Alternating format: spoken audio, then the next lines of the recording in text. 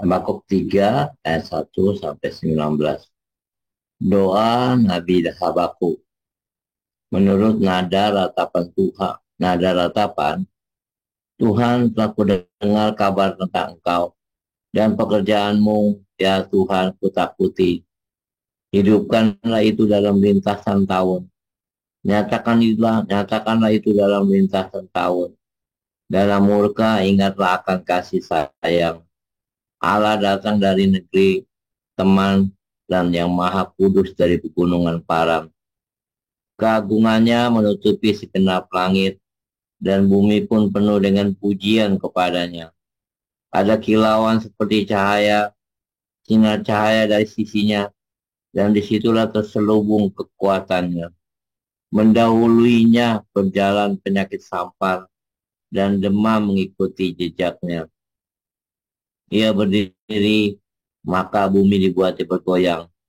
Ia melihat berkeliling, maka bangsa-bangsa dibuatnya melompat terkejut. Hancur gunung-gunung yang ada sejak purba, merendah bukit-bukit yang berabad-abad. Itulah perjalanannya berabad-abad. Aku melihat kemah-kemah orang Kusian tertekan. Kain-kain tenda tanah Midian bergetar.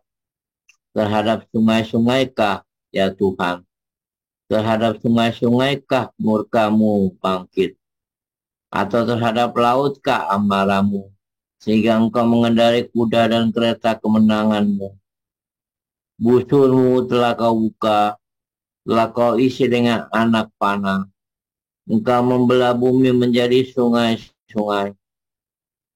Melihat engkau gunung-gunung gemetar, air bah menderu lalu. Samudra Raya memperdengarkan suaranya dan mengangkat tangannya. Matahari bulan berhenti di tempat kediamannya. Karena cahaya anak-anak panahmu yang melayang jauh. Karena kilauan tombakmu yang berkilat. Dalam kegeraman engkau melangkah melintasi bumi. Dalam murka engkau menggasak bangsa-bangsa. Engkau berjalan maju untuk menyelamatkan umatmu. Untuk menyelamatkan orang yang kau urapi. Engkau meremukkan bagian atas rumah orang-orang fasik. Dan kau buka dasarnya sampai batu yang penghabisan. Engkau menusuk dengan anak panahnya sendiri. Kepala laskarnya yang mengamuk untuk menyerahkan aku dengan sorak-sorai. Seolah-olah mereka menelan orang tertindas secara tersembunyi.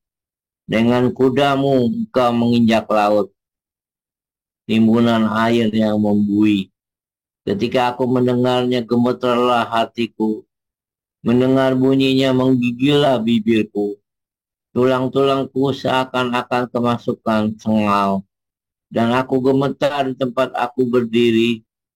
Namun dengan tenang akan kunantikan hari kesusahan. Yang akan mendatangi bangsa yang bergerombolan menyerang kami. Sekalipun pohon ara tidak berbunga, pohon anggur tidak berbuah, hasil pohon zaitun mengecewakan. Sekalipun ladang-ladang tidak menghasilkan bahan makanan. Kambing domba terhalau dari kurungan. Dan tidak ada lembu sapi dalam kandang. Namun aku akan bersorak-sorak di dalam Tuhan. Beria-ria di dalam Allah yang menyelamatkan aku. Allah Tuhanku itu kekuatanku. Ia membuat kakiku seperti kaki rusa. Ia membiarkan aku berjejak di bukit-bukitku. Demikian firman Tuhan. Silakan Pak Utomo. Jadi,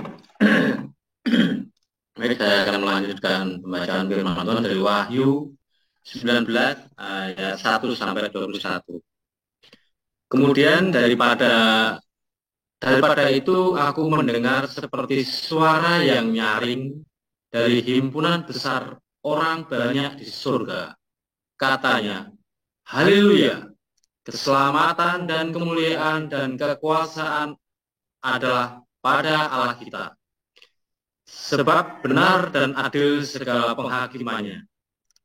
karena ialah yang telah menghakimi pelacur besar itu, yang merusakkan bumi dengan percabulannya, dan ialah yang telah membalaskan darah hamba-hambanya atas pelacur itu.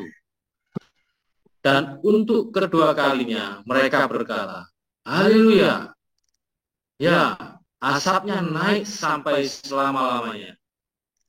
Dan ke-24 tua-tua dan keempat makhluk itu tersungkur dan menyembah Allah yang duduk di atas tahta itu, dan mereka berkata, Amin, Haleluya. Maka kedengarlah suatu suara dari tahta itu, Pujilah Allah kita, hai kamu semua hambanya, kamu yang takut akan Dia, baik kecil maupun besar. Lalu aku mendengar seperti suara himpunan besar orang banyak, seperti desau air bah, dan seperti deru guru yang hebat. Katanya, Haleluya, karena Tuhan Allah kita yang Maha Kuasa telah menjadi Raja.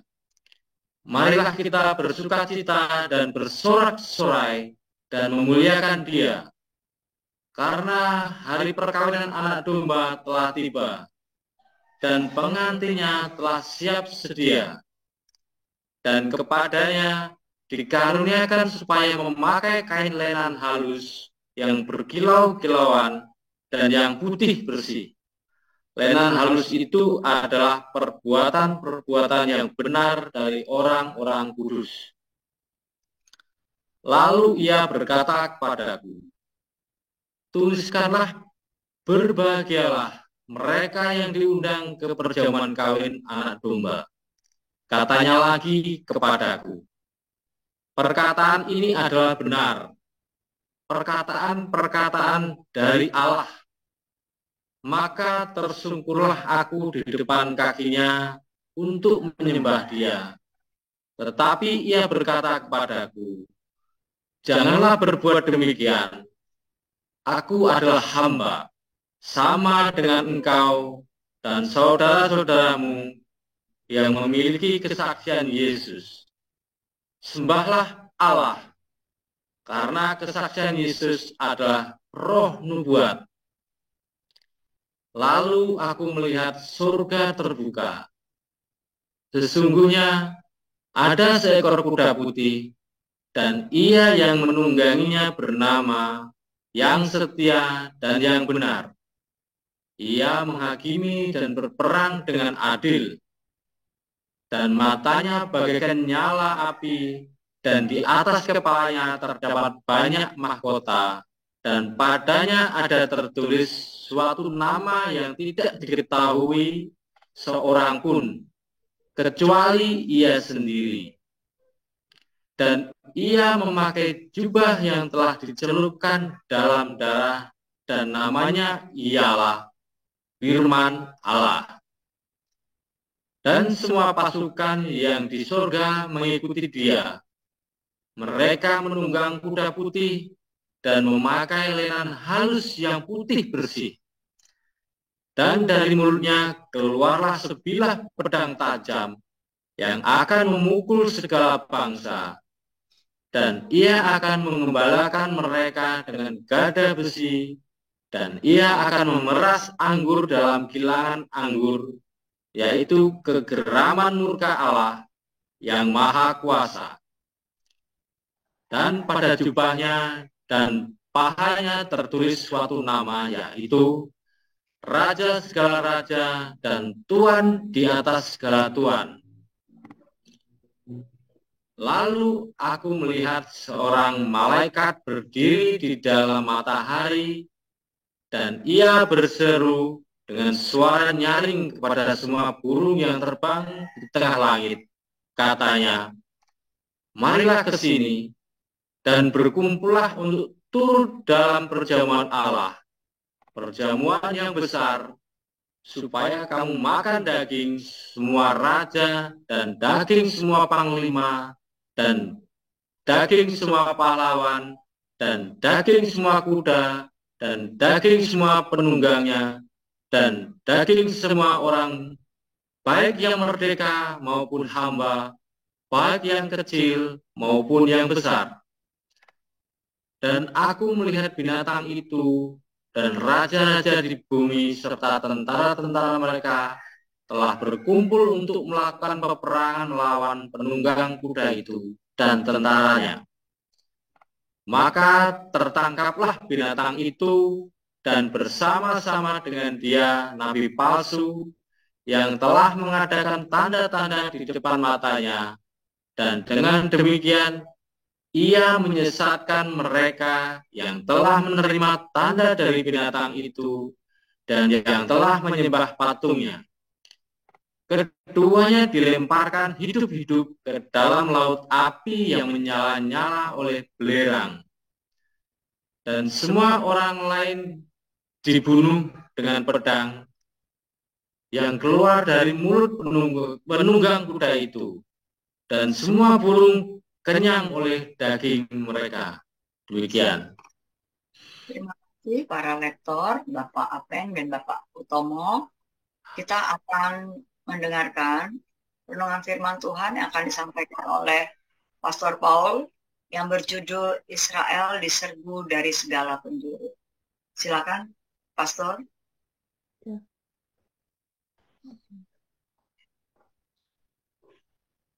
Haleluya, luar biasa firman Tuhan selalu baru setiap pagi ketika kita datang ya menanti-nantikan firman Tuhan dengan tulus hati ya, dengan kesungguhan hati, Saudara. Saudara, firman Tuhan itu begitu begitu hebat, Saudara ya. Kalau Anda ikutin hari Minggu kemarin, koinonia kita, saya katakan ya, kita itu pegang surat tanahnya ya orang Yahudi ya, Saudara ya. Artinya apa? Orang Yahudi itu bisa memiliki tanah Israel itu berkat firman Tuhan yang kita pegang itu, Saudara ya.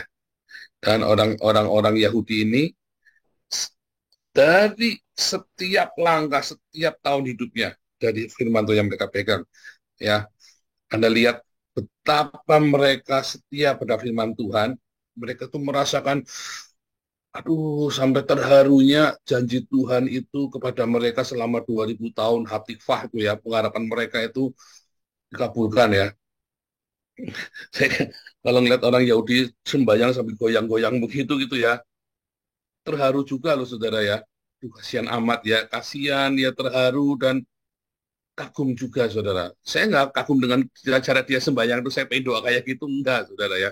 Tetapi waktu dia goyang-goyang itu ya, Saudara ya, itu saya lagi ingat waktu dia dianiaya Hitler, waktu dia dianiaya sama Raja Spanyol, waktu dia diuber-uber sama Raja Prancis itu ya, Saudara, waktu dikhianati tanahnya diambil waktu di Paris itu ya, Saudara ya, waktu dia diuber-uber sama orang Islam di Maroko, dia sampai kudu pura-pura munafik muji-muji orang Islam, Saudara ya, si siapa Maimonides itu kan muji-muji orang Islam kan, tetapi dia punya tulisan yang lain yang dia itu bilang pokoknya mengutukin orang Islam, Saudara ya, kurang ngajar ini orang Islam ini. Mereka tuh ya coba yang 2/3 dunia dikuasai Kristen, sepertiga dunia dikuasai Islam, dua ini yang 2/3 sama sepertiga ini ngajari antisemitik, Saudara. Tapi mereka dapatkan tanah mereka, Saudara ya, karena punya firman Tuhan itu, Saudara ya. Kalau sembahyang goyang-goyang dia baca, dihafal itu dia pegang buku kecil tuh ngafalin, Saudara ya. Dia pegang buku kecil itu, Anda lihat ya. Kalau naik lagi di bis itu ibu-ibu juga pegang buku kecil, Saudara ya. Dia baca gitu. Rata-rata begitu kalau pokoknya suasananya begitu kalau di Israel itu suasananya begitu, Saudara ya. Ibu-ibu pun pegang buku kecil dia baca begitu, Saudara. Memang ada yang tidak terlalu agamawi gitu ya, tapi kalau lagi mereka nganggur, walaupun apa, ngapain lagi baca buku, ngapalin, ngapalin ayat, Saudara. Saudara bayangin ya, ini orang sebegitu pinternya, sebegitu saktinya, sebegitu kaya rayanya, dia baca ini ya, goyang-goyang, hanya karena kita merasa, aduh Tuhan, Tuhan, aku ditolong ya. Saudara, tadi ya waktu si Habakuk bilang ya, sekalipun pohon ara tidak berbuah, pohon anggur tidak menghasilkan hasil apa tadi namanya? Eh, Bentar ya, ini lengkapnya ya di Habakuk 3. Kita buka Habakuk 3, nanti Anda bisa baca ya di masing-masing. Habakuk 3, Ayat yang ke 17. Sekalipun pohon ara tidak berbunga, pohon anggur tidak berbuah, hasil pohon zaitun mengecewakan. Ya, sekalipun pohon ara tidak berbunga, ya, pohon anggur tidak berbuah, hasil pohon zaitun mengecewakan. Pohon ara secara politik mereka habis, saudara ya. Habis secara politik mereka. Negaranya hancur-hancuran. Ya, nggak berbunga. Ya, pohon anggur nggak ada sukacita lagi, saudara. Kehidupannya, perekonomiannya remuk semua. Terus ibadahnya mereka hancur semua, lenyap semua, dihancurkan. Bahkan tembok Yerusalem ini dihancurkan kan? Ini kan pohon zaitun mengecewakan, habis nggak ada apa-apa. Politik, kehidupan ibadah mereka habis, saudara. Lenyap. Apalagi yang tersisa? Nggak ada, zero. Ya, tapi lihat bagaimana Tuhan menyertai mereka ya. Bahkan mereka ladang-ladangnya tidak menghasilkan lagi. Ya, nggak punya ladang lagi mereka, saudara. Nggak punya ladang lagi. Ladangnya diambil alih semua sama Roma. Ya kan? Dan di mana mereka punya apa, pokoknya dirampas, tiba-tiba dirampas, saudara. Itu perkebunan anggur yang ada di Prancis yang bagus-bagus itu, wah, dirampas semua, saudara, sama Prancis, sama Raja Prancis. Ngeri ya, saudara ya. Waktu mereka punya di Maroko, mereka di Medina diusir sama Muhammad, ya, saudara ya. Di Medina pun diusir sama Muhammad. Ya, bahkan di Al-Quran ditulis orang Yahudi nggak boleh punya tanah. Saudara, orang nggak boleh punya tanah. Pokoknya di Al-Maidah berapa itu? Al-Maidah 21 berapa itu ya? Uh, Waduh, kasihan sekali, saudara ya. Tapi mereka setia sama firman Tuhan itu, saudara ya. Dia tekun dengan setia. Ya, dia percaya. 2000 tahun ya, dimurnikan imannya itu, pengharapannya itu dimurnikan selama 2000 tahun. Anda bayangin loh, saudara. Ya, ini ajaib, ini orang masih bisa percaya ya, saudara ya. 2000 tahun, wah, mitos. Dan tidak mungkin lah, rasanya dan tidak mungkin. Tapi terjadi udah 2000 tahun bangsa itu benar-benar bertunas ya, ketika pohon ara bertunas, kata Tuhan Yesus ya. Hari ini dikeroyok ya. Iran kan tiba-tiba declare perang ya. Lebanon declare perang hari ini, Iran declare perang. Declare, saudara ya, Iran, Lebanon, Syria. Ya, ini lagi Hamas lagi belum selesai. Jadi musuhnya balik lagi ya, Lebanon, Iran, Syria. Ya, sama Hamas, saudara ya. West Bank belum kasih perang ya. Bisa menang nggak bakal menang, saudara. Percaya saya nggak bakal menang. Mau taruhan sama saya juga boleh, nggak bakal menang mereka, saudara. Sudah dari tahun 48, 67, 73, itu pada satu, itu pada dua, semua perang-perang itu dikeroyok sama seluruh negara Arab saja, seluruh dunia yang royok saja nggak bakal. Amerika perang sama Yahudi pun nggak bakal kalah, nggak bakal menang ya Amerikanya, saudara. Makanya Donald Trump itu benar-benar jilat-jilat Yahudi, benar-benar, saudara. Karena mereka tahu nggak bakal menang. Duitnya orang Yahudi, teknologinya orang Yahudi, yang bikin senjata orang Yahudi, yang bikin nuklir orang Yahudi, saudara. Yang bikin bom atom dulu orang Yahudi, saudara ya. Bom atom itu bikinan orang Yahudi itu, saudara ya. Nuklir itu bikinan orang Yahudi, saudara. Gila itu, makanya bayangin, saudara. Bagaimana bisa menang? Dikeroyok dari sana, dari sini, dari sini. Negaranya kecil, saudara. Negaranya kecil. Kelihatannya, aduh, diremehin ya. Orang Indonesia menghina sekali, dia tribun sama TV One sama Jokowi, menghina sekali ke orang Yahudi. Gak bakal menang, saudara. Apa rahasianya? Apa rahasianya? Saudara, waktu kuliah, saudara ya, waktu saya kuliah, selesai kuliah, saya kerja setahun, ya, full timer ya. Sebelum kuliah saya sudah full time ya, jadi saya full time itu sudah 3 tahun. Itu saya selesai kuliah, saya ngelamar anak, saudara, tunangan.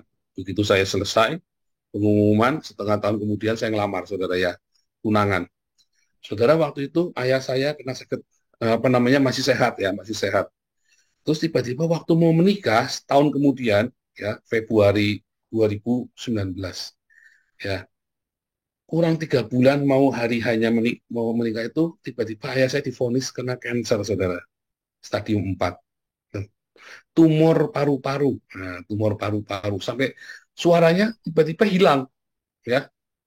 Terus orang tua saya itu waktu itu, ya, mama saya sudah tidak punya toko lagi ya, sudah ya pokoknya udah bisa-bisan, pokoknya udah disewakan. Terus ya entah kenapa duitnya habis, saudara ya, karena salah kerjanya salah, papi saya dulu kerjanya salah. Akhirnya mami saya jualan roti pakai tenongan, saudara ya, pakai keranjang dari ngemper begitu, saudara ya. Mami saya itu sempat begitu ya, siang hari bolong panas-panas, bayangin kota Tegal itu ya. Ngemper dia bawa gitu, bawa. Mami saya umur 50 tahun, seumuran saya waktu itu, saudara ya. Umur 50 tahun. Masih cantik ya, masih cantik. Terus ngemper begitu, yang bawa ya, panasan begitu ya. Anda bayangin, mami saya itu kembang desa. Di kota itu, dulu mami saya masih muda itu, ceritanya kembangnya situ, saudara. Terus umur 50 tahun, mami saya masih tetap jualan pakai keranjang. Roti, roti, roti. Ci, mau roti enggak ya, Ci? Tante mau roti enggak? Coba Anda bayangkan seperti itu ya. Dari toko ke toko, saudara ya. Itu kan sepanjang, itu kan ruko untuk Anda masuk kota Tegal, masuk Adiwarna itu sepanjang toko itu. Oh, dari ujung sampai ujung mami saya jualan roti itu, saudara ya.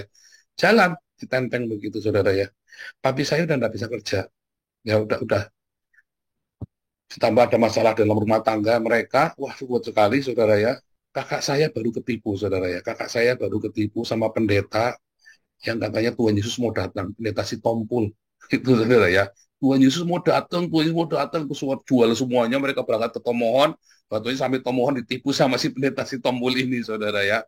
Waduh, kata saya bisa-bisan, bukan ke Tomohon, saudara ya, ke Modo Inding waktu itu.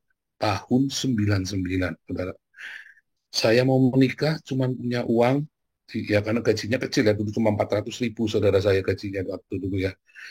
Cuma punya uang di tangan cuma 1 juta, saudara. Ya karena ya kan hanya cukup buat 400.000 itu kan UMR, saudara ya. Hanya cukup buat kehidupan sehari-hari. Tapi untung saya dikasih rumah ya sama gereja waktu itu ya. Sama gerejanya baik ya, saudara ya. Saya kasih rumah, saya dipercaya gitu ya. Saya sudah terus kasih rumah, dah yang penting punya rumah. Saya ngomong-ngomong sama anak, saya punya rumah. Kita mau menikah, gimana caranya coba? Untuk menikah itu biayanya 7 juta rupiah. Ya, 7 juta rupiah. Zaman itu tahun 99. Ya, wah nggak punya uang ya, saudara ya. Gimana? Kita nggak pernah utang, kita nggak mau ngemis, kita nggak mau minta. Kita diem, kita cuma berdoa saja. Saya juga, apalagi tanya sama orang tua saya. Waduh, orang tua saya lagi jualan tenongan begitu, saudara ya. Saya lagi disuruh nyariin apa namanya, yang kuning-kuning itu yang buat obat kanker itu loh, yang kuning-kuning yang suka benalu yang ada di atasnya itu ya. Rambut apa namanya, yang suka dibawa burung-burung itu ya, yang kayak benang-benang itu di atasnya pohon-pohon itu ya. Wah itu saja nggak ketemu-ketemu. Wah tuh, tekanannya begitu besar, saudara ya. Saya baru baru baru selesai kuliah ya, ya juga baru selesai kuliah, gajinya cuma UMR, saudara ya. Padahal saya rajin sekali ya, saudara ya. Tapi Tuhan baik. Saya dikasih solusi ya sama beberapa teman. Kamu tahu nggak, mau menikah itu biayanya apa saja? Makan. Paling penting kan makan. Iya, sama dekor. Kamu tahu biaya dekor itu berapa? Saya kasih kamu, saya nggak ngambil untung ya. Tapi kamu kudu bayar sendiri semua bahan-bahannya. Ya, berapa? 750.000. Tapi nggak ada uangnya. Kamu punya uang berapa sekarang? Nah, aku punya uang 250.000. Terus dia jajanin. Kamu tahu kalau mau menikah itu, kan pasti ada yang ngasih sumbangan sama kamu. Apalagi kamu kan di gereja. Nah, pasti ada yang ngasih sumbangan. Kamu sekarang kasih semua DP semua. DP baju nganten, DP rias, DP apa untuk eh, apa namanya, dekorasi, DP untuk makan, kasih DP semua. Udah habis kamu itu kamu bagi. Bilang biasanya kurangnya hanya sedikit. Dia bilang begitu karena dia tahu saya nggak ngambil, nggak konversi gede-gede seperti apa ya, dan yang datang itu kan mahasiswa semua, saudara ya. Yang jemaat itu gerejanya mahasiswa semua. Dengan cara yang ajaib, saudara ya, itu benar saya lakukan cara itu persis plek, habisnya segitu, saudara. Ya termasuk untuk biaya macam-macam, persis plek habisnya segitu. Kita menikah, ada sisa sedikit ya, ada sisa 700.000, saudara ya. Ada sisa 700.000 karena dikasih sama om saya, saudara ya. Dikasih om saya 500.000. Pas sekali ada sisa 700.000 buat ini ya. Wah, mau bilang mertua ya malu, saudara ya. Mau bilang mertua saya malu. Jadi kita tidak minta. Saudara, tekanan itu begitu besar waktu itu, saudara ya. Saya kuliah itu bayar sekolah sendiri ya. Dari SD kelas 6 sampai saya kuliah itu ya S1 selesai itu saya bayar kuliah sendiri, saudara. Kos semua saya bayar sendiri. Ya, ya kerjanya ya, waduh saya sampai kurus kali. Berat badan saya 48 kilo, saudara ya. Tinggi saya 170, berat badannya 48 kilo, Anda bayangin. Ya, Ana waktu itu 58 ya yang dulu ya. Lebih lebih berat Ana ya itu ya. Wah, dulu masih masih ini Ana ya. Uh, masih kurus. Itu saya lebih kurus lagi ya. Nah, 58 saya masih 48, saudara. 50 ya. Pokoknya saya lebih kurus lagi pokoknya ya. 50 atau 48 ya, kurus sekali ya. Sampai mungkin kayak piting begitu saya, saudara ya. Sampai kalau jalan sama anak itu saya tuh kayak mau terbang begitu. Karena salah tiga kan anginnya gede. Ya, berarti saya kerja, saudara ya. Bebannya itu berat. Itu tadi ya. Seakan-akan semua sial ya. Pohon ara tidak berbunga, pohon anggur tidak berbuah, hasil bonsai itu mengecewakan. Saya pekerjaan-pekerjaan semua, gajinya kecil-kecil, menekan semua. Tetapi saya lakukan dengan setia, saudara ya. Dan saya percaya sama Tuhan, saudara ya, bahwa Tuhan akan cukupkan.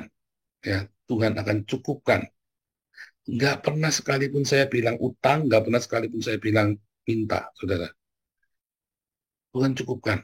Kenapa, saudara? Karena ada sukacita di hati. Ya, ya. Apalagi ya anak begitu baik ya, anak itu baik sekali ya. Wah, saya kayak dapat mutiara, dapat anak itu, saudara ya. Pak Andi sempat ngeledek saya. Apa bilangnya Pak Andi jorok sekali ngomongnya itu, Pak Andi ngeledek. Tapi iya, saudara, memang iya. Ya, saya ini orang yang hoki ya, hoki. Ya, saya itu hoki benar itu ya. Nggak utang, nggak apa, semua sudah ada rumah. Ya, tiba-tiba dikasih rumah, tiba-tiba dikasih kendaraan semua, tiba-tiba semua dikasih, dikasih, dikasih. Tidak pernah minta, tidak pernah utang. Rasanya kalau dipikir, nyerah, saudara. Ya, kalau kuliah itu Anda bayangin ya, anak itu uang kosnya 500.000, saudara ya. Uang sakunya 750.000 sebulan. Itu satu sekolah kurang lebih anak dapat tiap bulan 1 juta. Saya 1 bulan, ya 1 bulan saya itu hanya dengan 50.000 ditambah uang kos. Maksimum saya punya uang 100.000 tiap bulan. Karena saya ngeresin 3 anak dapat 90.000 tiap bulan, saudara. Coba bayangin. Ya, itu saya sambil uang kuliahnya gimana? Uang kuliah dapat dari asistensi. Saya jadi asisten dosen sama dapat dari beasiswa. Ya, dapat beasiswa separuh, dapat dari asistensi. Jadi saya dari pagi melek sampai malam, dari pagi jam 8 udah keluar, ya kan dekat, kan kampusnya dekat. Ngapel anak ya jam setengah 9 baru sampai kosnya anak ngapel, saudara ya. Nanti situ anu sudah teman-temannya banyak pada situ ya di kos-kosan itu kan yang ngapel pakai mobil semua, saudara ya. Saya titik-titik naik sepeda ngontel pede banget, saudara ya. Pede banget. Pokoknya ngeri saya dulu ya. Aduh, melarat, ciprat, kere, kurus, kering, pakaiannya lecak, saudara, bekasan semua pakaiannya. Ya, sepatunya kadang-kadang mangap. Tapi pede banget ya, heran, saudara ya. Kenapa bisa pede? Satu-satunya saya pede apa tuh? Saya tuh selalu pegang firman Tuhan. Di dalam Tuhan, aku sanggup menanggung segala perkara. Itu Filipi 4 ayat 13. Itu saya pegang tiap hari sampai rema, saudara ya. Di dalam Tuhan aku sanggup menanggung segala perkara. Jadi berita buruk dari rumah saya dengar Pak Mami saya digebukin sama papi saya.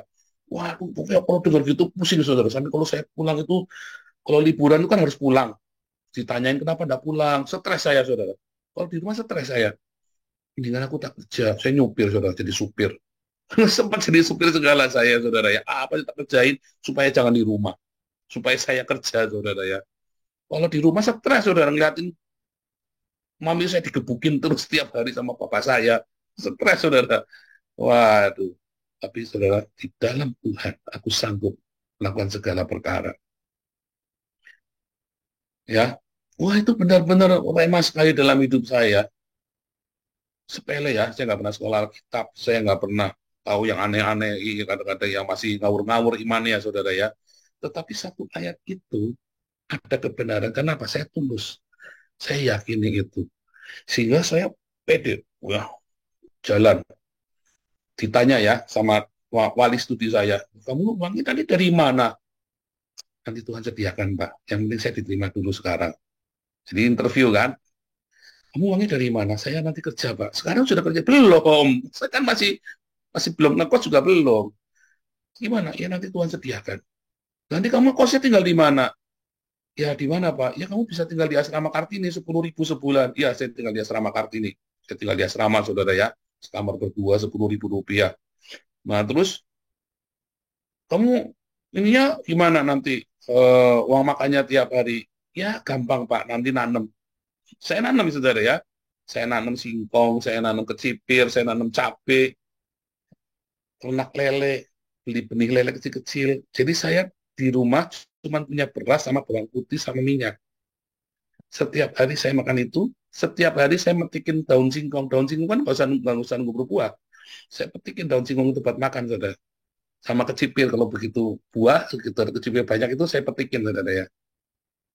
Nanti kalau ada lagi musiman, saya nanam-nanam ya, di kos itu saya nanam-nanam macam-macam, saudara ya. Wah, itu benar-benar Tuhan baik, saudara ya. Benar-benar Tuhan baik. Sebelum saya punya hikmat itu, saya sempat nggak makan 7 hari, saudara ya. Saya sempat nggak makan 7 hari. Ngalamin, saudara. Wah, ini rasanya pahit sekali, saudara ya. Nggak makan 7 hari itu ya. Loh, saya pernah puasa 40 hari. Nggak, saya pernah puasa panjang setahun. Tapi ini puasa 7 hari, gara-gara nggak punya duit, saudara. Bukan diniatin puasa, beda rasanya. Kamu puasa, hatimu nggak pahit. Tapi kalau kamu nggak punya duit buat makan 7 hari, pahit hatimu, saudara. Itu beda rasanya. Ya, saya ngalami 7 hari nggak makan karena dulu belum pinter, baru masuk semester pertama, saudara ya. Saya jalanin, saudara.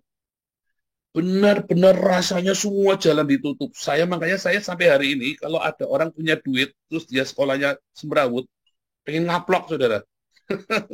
Pengen ngaplok beneran. Anak saya puji Tuhan ya, nggak ada yang sekolahnya semrawut, saudara ya. Mereka nggak usah dimarah-marahin, sudah belajar sendiri, lari sendiri. Mereka ranking 1 semua, saudara ya. Nggak usah saya marah-marahin. Ya, mereka ngotot semua. Saya selalu bilang ya, banyak orang dikasih kesempatan. Ya, bisa sekolah, tapi nggak mau sekolah. Kan goblok ini, saudara. Dia sia-siakan berkat Tuhan. Saya nggak punya kesempatan, saudara. Nggak punya ini. Tapi saya maksa supaya saya punya kesempatan, coba. Dan Tuhan kasih kesempatan itu karena apa? Saya gigih, mau, tekun. Ya, kan? Seharusnya kan nggak ada kesempatan. Saya sudah bilang sama Mami, nyerah aja, saya nggak mau kuliah, mendingan saya langsung kerja. Itu teman saya kerja di Astra, di ACC itu loh, jadi tukang, jadi debt collector, bisa hidup, bisa beli motor. Saya bilang begitu, udah aku tak kerja saja. Jangan. Untung Mami saya waktu kamu tuh surat duitnya dari mana, Mi? Ya nanti ada. Mami bilang nanti ada. Enggak tahu nggak pernah ngirim, sudah. Bilangnya nanti ada. Mami selalu gitu, nanti ada. Tapi nggak pernah ngirim, saudara. Sekali-kalinya ini bulan pertama 50.000, saudara. Saudara nggak pernah ngirim lagi. Tapi ajaib ya, ajaib. Kenapa, saudara? Segala perkara dapat kutanggung di dalam Dia yang memberikan kekuatan kepadaku, saudara. Itu benar ya. Tiap hari Tuhan, ya, tiap bulan. Suatu ketika saya pernah kesaksiannya dikasih ayam, saudara ya. Ini saudara saya datang, entah itu ayam bekas mereka makan, entah sengaja belikan. Kalau sengaja belikan, kok ya ada nasinya, ada sambelnya, pasti repotan di situ. Wah ini bekas masih kan, mungkin dibungkusnya lumayan lah. Dibungkus, taruh rumah, nggak ketemu saya, cuma dititipkan temen ayamnya 1/2 ekor gitu ya. Ayam, ayam apa namanya itu ya, Joko, yang di pemotongan 7 itu ya, ayam pemotongan. Ayam goreng pemotongan itu, saudara ya, saya lupa namanya, ayam Joyo itu ya, itu terkenal di Salatiga itu. Saya dibawakan itu, mana saya pikir separuh ini bisa buat makan nanti malam, besok pagi sama besok malam. Siang kan nggak makan saya, saudara ya. Wah ini bisa makan 3 kali nih. Terus tiba-tiba saya ingat teman saya Mingsen, saudara ya, orang Tegal juga. Dia sering nggak makan, dia sering cerita sama saya. Aduh, kok dadak inget temen ya, kurang asem. Akhirnya kena inget temen kan nggak tega, saudara. Saya paruh jadi 2, saudara, saya kasih ke dia. Saya datang malam-malam, saya habis makan. Sen, Gelem ora kiasan separuh bekasan aku tapi bekasannya saya gitu separuh nih saya bilang begitu. Terus biasanya ngeliatin saya melongo menan, maksudnya beneran ini. Iya, terus dia bilang, kamu tahu nggak aku sudah 3 hari nggak makan. Lebih parah dari saya hari itu, saudara ya. Saya kasih, saudara. Waktu saya ngeliatin dia makan lahap sekali, saudara ya. Dia rupanya ada nasi bekas-bekas di dapur gitu ya, di kos-kos saja gitu. Dia ambilin semua, terus dia makan lahap gitu ya. Oh, udah 3 hari nggak makan, saudara ya. Terus saya sambil lihat itu, tahu nggak, yang tadinya hatinya, aduh, kok dadak ngasih, dadak inget, kenapa sih? Dadak sebaik saya. Tapi waktu ngeliat itu ya, hati saya suka cita sekali, saudara ya. Saya suka cita sekali.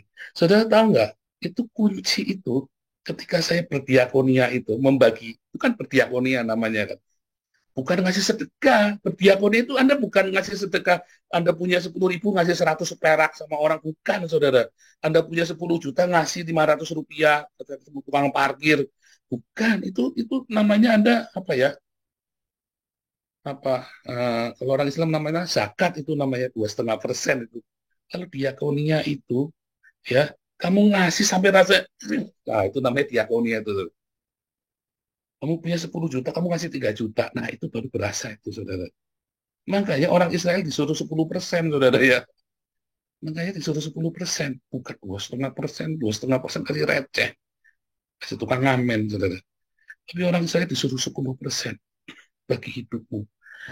Waktu ketika saya makan nasi goreng, saudara ya, saya baru beli nasi goreng, tiba-tiba teman saya ya, kalau Anda tahu namanya Bang Ben itu ya, itu terkenal dulu di Salatiga, dia pokoknya orang Batak yang terkenal lah itu. Terus, oh sini, wah, terus nak mau kemana? Sana yuk makan enak. Terus, saya baru beli makan, ya buat besok. Jadilah saya beli makan enak malam itu kan, wah makan macam-macam. Pulangnya saya jalan, nah, ini nasi goreng mau buat besok malam kan, saudara kan, lumayan kan bisa dipanasin. Ada simbok-simbok lewat, saudara ya, orang ngemis, orang gelandangan gitu. Nggak tega tak kasihkan lagi, saudara. Dalam ini dadak kok, dadak udah kasihan. Saya kan dulu kan kalau mendengar suara Tuhan begitu sudah diajarinya kan. Hatimu bilang apa, kamu harus responi. Sebab itu Tuhan yang bicara. Ini pun bicara suruh kasih. Ya saya kasih itu nasi, saudara. Akibatnya besok saya nggak makan pagi, saudara. Siang saya nggak makan, malam bingung, saudara. Malam dijemput lagi makan pesta lagi di tempat lain, saudara ya. Wah, Tuhan baik benar, saudara ya. Tapi hati yang memberi itu, saudara, membuat Tuhan itu apa? Itu dibilang apa? Itulah korban yang wangi, saudara. Nah, jadi ketika Anda berdiakonia pun, Anda harus punya satu rema. Tadi sore kita ajak ya tentang profetik ya. Rema, kata kuncinya rema. Remamu lagi apa? Komunitas kita, remanya tentang diakonia, saudara. Tetapi kamu mesti punya rema buat dirimu sendiri dulu. Sehingga kamu bisa, waktu diakonia itu kamu yakin, nggak cuma asal-asalan. Bahkan di dalam kekurangan tadi ya, Anda yang hidup dikasih sembako dari kita, dapat jatah sembako. Anda jangan pelit, Anda harus belajar, cuma segitu pun dibagi, saudara. Serius, saudara ya, saya sedang ngajarin gimana caranya. Kamu dapat beras 5 kilo dari yayasan, kamu masak. Kamu masakkan buat tetanggamu yang lebih susah dari kamu. Siapa kamu ingat? Itu diakonia, saudara. Wah, waktu ngasih itu rasanya, separuh ayam, aduh ayam joyo separuh, saudara. Aduh, waktu mau ngasih itu rasanya itu, Tuhan, kok dadak lagi gini, Tuhan kok bicara sama saya. Dadak suruh ngasih ayam. Apakah suruh saya berkelimpahan? Enggak, saudara. Nuanya saya di masa-masa, kemudian saya mulai bekerja ya, saya pun di gereja. Saya selalu ya, saudara, saudara lihat ya, saudara ya, selalu ada keberuntungan. Karena masa-masa itu adalah masa-masa pemurnian, saudara. Jadi kita waktu sudah berdiakonia pun masih tetap kekurangan. Anda jangan ngomong setelah diakonia langsung besok salabim langsung jadi orang suci. Oh enggak, saudara. Tapi masa-masa adalah masa-masa pemurnian sampai hatimu murni, sampai hatimu benar-benar punya Tuhan. Diakonia itu membuat hatimu itu tidak melekat kepada materi, loh, saudara. Ya.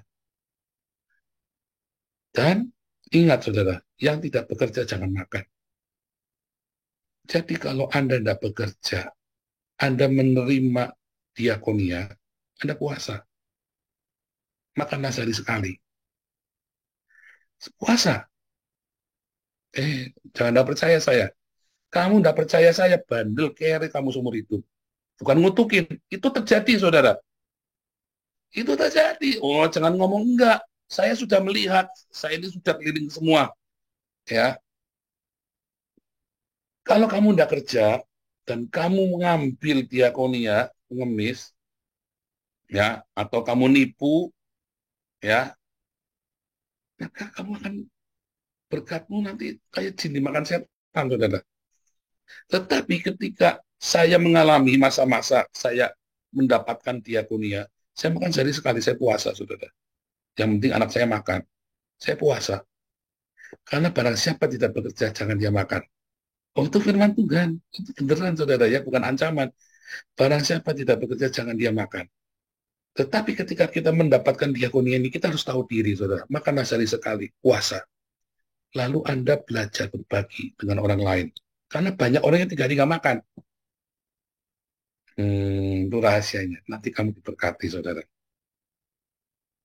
Tapi kalau kamu sudah tidak kerja, tapi maunya makan, bukan cuma mau makan, tidak bekerja, maunya punya motor, maunya punya bini 2, maunya ini, maunya itu. Tak jamin sial kamu. Kere, sial, lesep, busuk.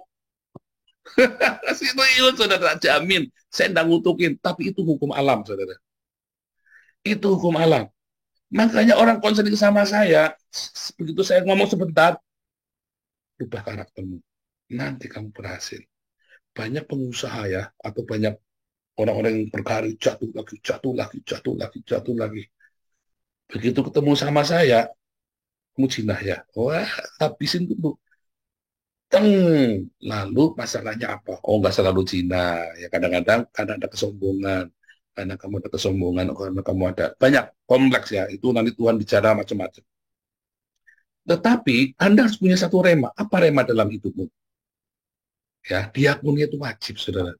Rema saya yang Tuhan berikan pada saya waktu itu, ya, ya di dalam Tuhan, Dia memberikan kekuatan untuk menanggung segala sesuatu.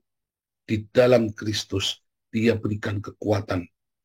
Sehingga saya endure ya, saudara ya, tahan. Ya, nah itu masih masa muda. Sehingga ketika saya masa-masa usia sudah 40, 50 seperti sekarang ini, kalau ada hal seperti itu, endure, saudara ya. Kemarin keponakan saya mau keluar kerja. Kerja di perusahaan terkenal, saudara ya. Tapi dia outsourcing. Terus dia mau keluar gara-gara alasannya banyak. Tak marahi, saudara. Goblok kamu. Kamu mau kerja di situ mau gaji berapa lagi? Bapakmu saja gajinya kalah sama kamu. Terus saya bilang begitu, mau keluar lagi. Tak marahi, saudara. Jangan ngomong saya lembut-lembut hati, baik-baik. Oh, enggak. Karena sayang saya sama saya mengasihi dia, tak ajarin kamu jangan kayak keluarga kita ini sombong-sombong. Akhirnya keluarga kita setiap kali sudah mau naik jatuh lagi, mau naik jatuh lagi karena sombong. Kirain cari kerjaan gampang. Kalau sudah kerja jangan dibuang. Gajinya kurang. Jadi kamu gaji kamu berapa? Sekian, potong nih. Uang kos sekian, uang sekian, uang sekian, uang sekian. Kurang kan? Kenapa kamu bilang kurang? Saya bilang begitu. Itu cuma alasanmu saja. Kadang-kadang kita ini kebanyakan alasan, saudara ya. Kadang-kadang memang kurang beneran. Tetapi saya bilang ya, enggak apa-apa. Tetap lakoni, saudara ya. Namanya berkat itu yang aneh-aneh. Kamu di rumah enggak kerja, sial kamu. Tapi kalau kamu kerja, kurang hasilnya. Enggak apa-apa. Tuhan akan berkati kamu. Oh, ya, itu rumusnya ya. Anda orang kaya sekalipun, Anda kudu kerja. Mau warisanmu satu kota Jakarta sekalipun, Anda kudu kerja. Anda kerja mati kamu. Anda kerja jangan makan. Oh, itu firman Tuhan. Kenapa? Makanya banyak orang terima warisan malah mati, saudara. Kadang kamu nggak mau kerja, tidak kerja, jangan makan. Firman Tuhan bilang, nggak boleh makan kamu nggak kerja. Kenapa? Penyakit. Loh, kita cerita jangan klinik-klinik. Kamu punya duit banyak. Terus kamu cuma di rumah makan, tidur, nonton ke Alexis, makan, tidur, nonton ke Alexis, saudara. Mati nggak, saudara? Mati muda. Mati muda, saudara. Tak jamin mati muda. Mengapa kebanyakan orang ya sudah bekerja, orang sudah dapat uang banyak, dia masih tetap kerja? Karena dia menghargai, mensyukuri pekerjaan itu. Tapi banyak orang ya miskin, nggak mau kerja, dan maunya makan. Mati, saudara. Sial. Orang miskin penyakitnya bisa kencing gula, kolesterol, stroke, saudara. Ini kan penyakit orang kaya, saudara. Ya. Karena dia nggak mau kerja. Salahmu sendiri. Nanti ada asam urat, ada apa. Karena kamu nggak kerja. Sembuhnya apa, saudara? Kerja. Jangan diem di rumah, nggak boleh. Mau kerja apa, Pak? Ya jadi ojek. Ya kurang, Pak. Nggak apa-apa. Yang penting kamu kerja. Karena ketika kamu kerja, badanmu bergerak, ya, kamu sehat. Sehingga kamu nggak perlu keluar uang buat ke rumah sakit.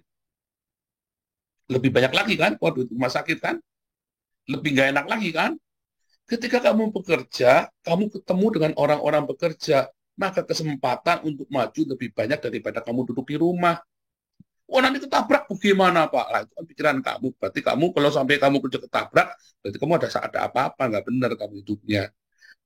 Karena orang yang disertai Tuhan, orang yang hidupnya beres sama Tuhan, Tuhan akan jaga. Bahkan ketabrak pun kalau Anda masih jomblo, ya, ketabraknya sama orang kaya, saudara, ya, dikawin kamu nanti. Wah, iya kan. Anda jangan ngomong begitu. Saya sama Anda coba sekolah. Ya kan, ting ting ting ting kita pelayanan follow up, rajin saya follow up, lama-lama follow me, saudara. Maksudnya, Anda jangan berdiam, ya. Ayo bekerjalah, keluar dari rumah. Banyak pekerjaan yang bisa dilakukan, ya.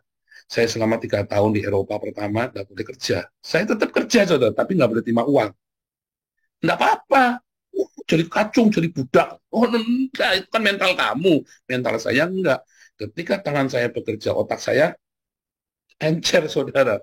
Orang-orang ini sampai tanya ya, kenapa itu orang-orang Iran pada stres, orang dari Suriah pada stres, kamu happy-happy aja? Ya karena saya kerja. Tiap hari saya udah nggak mikirin. Nggak mikirin ini kena COVID, kena apa. Pokoknya saya ngerjain sesuatu, pagi-pagi jam 9 udah ke tempat rame-rame gitu, kita volunteer sama si Wisely, pulang udah capek, udah mungkin pulang makan cukup cepat, pulang capek-capek. Wah, badannya sampai nebangin pohon, bayangin kayak ya, sampai saya nyangkul bikin apa reservoir air itu ya. Waduh, saya nggak pernah nyangkul seumur-umur itu. Nyangkul, nyangkul satu kali satu saja. Dulu saya kan ya di agroteknologi itu, saya kan ada nyangkul, pelajaran nyangkul ya, harus nyangkul sendiri itu ya. 1 kali 1 meter, saudara ya. Boyoknya pantugel. Ini saya nyangkul 3 kali 3, dalamnya 2 meter, saudara. Cuman berdua sama si Wisely. Kayak nyangkul kuburan itu. Wah, bukan pantugel lagi boyoknya, saudara ya. Rasanya di rumah tuh badan sama kaki jalan sendiri-sendiri. Tapi sehat, saudara ya. Dan seluruh kota saya ini kenal saya dan Wisely, anak yang rajin, orang yang rajin. Semua orang lihat Wisely pengen angkat dia jadi mantunya, saudara. Serius, saudara ya. Semua. Kenapa? Ini anak rajin, baik, ya. Necis, neternya Holland, neternya spreken necis. Dia bilang ya. Ya kenapa gimana nggak necis, setiap hari dia ngomong, dia belum selesai sekolah bahasanya, dia tiap hari kita ngomong sama orang Belanda, sementara orang-orang Iran kumpulnya sama orang Iran terus, orang Irak kumpulnya sama Arab terus semua ya. Kita tiap hari ketemu orang Belanda, kita belum selesai les bahasa kita sudah ngomong sama orang Belanda caci itu, saudara, walaupun ngomongin ngawur-ngawur tapi kan yang penting ngerti kan. Nah itu ya, saudara ya, kenapa bedanya ya, karena ia sanggup memberikan kekuatan kepada kita di dalam Yesus Tuhan, ya kan? Karena ia sanggup, ya, Allah Tuhan memberikan kekuatan kepadaku, saudara. Itu rema dalam hidup saya. Setiap kita harus punya rema. Apa remamu, saudara? Kalau rema komunitas ini adalah, remanya adalah diakonia. Komunitas kita adalah komunitas diakonia. Tapi rema pribadimu apa? Itu yang paling penting itu loh, saudara. Ya, maka mau dikeroyok dari segala penjuru, nggak bakal menang. Lawan saya, nggak bakal menang. Orang ngutukin saya, mental semua, saudara. Ya kan? Mantap hidupnya, saudara. Selama saya pegang rema itu. Tuhan Yesus memberkati.